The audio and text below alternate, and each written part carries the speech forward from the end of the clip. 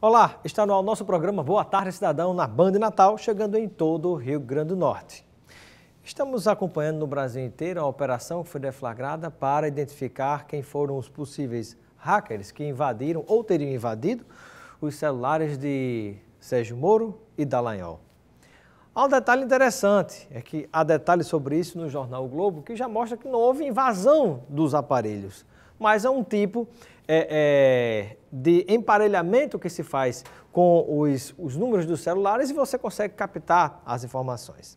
Mas essa questão técnica, a parte do que é que foi feito, nos traz à memória aqui um fato muito importante.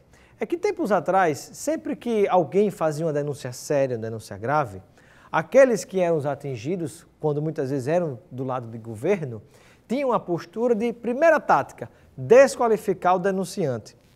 Você pega o denunciante, desqualifica completamente. Ah, esse menino roubou uma bicicleta quando era pequeno, começa a encontrar as coisas para desqualificar o denunciante e acabar exatamente com o conteúdo que foi colocado, que tem também a sua importância. Uma coisa é uma invasão hacker, que deve ser investigada, é um ato ilegal. Outra coisa é um conteúdo que é interceptado, é propagado na mídia. Sérgio Moro e Dallagnol não disseram que as mensagens eram mentirosas, não desconheceram as mensagens, principalmente no começo. Os dois afirmaram que eram coisas normais, naturais, que não tinha nada demais.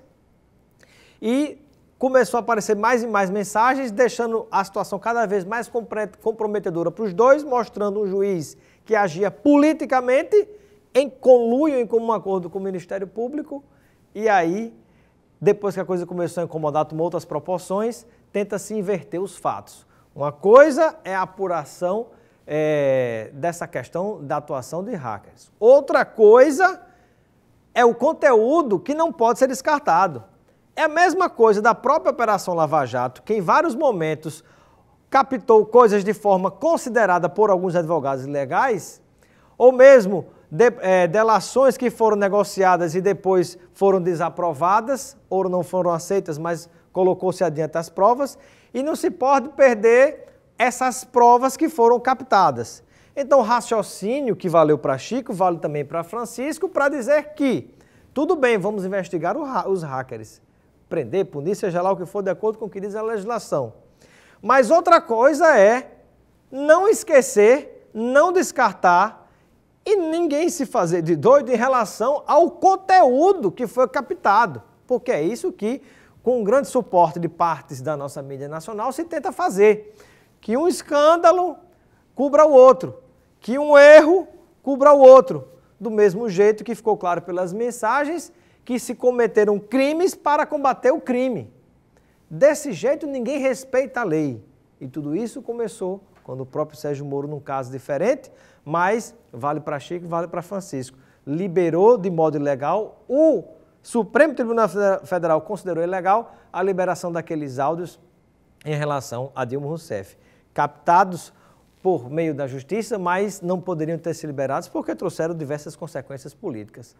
Mas os bastidores de tudo isso estão desnudados, todo mundo está vendo o que aconteceu, por mais que você seja a favor, seja contra, seja de um lado, seja do outro, a verdade está aparecendo.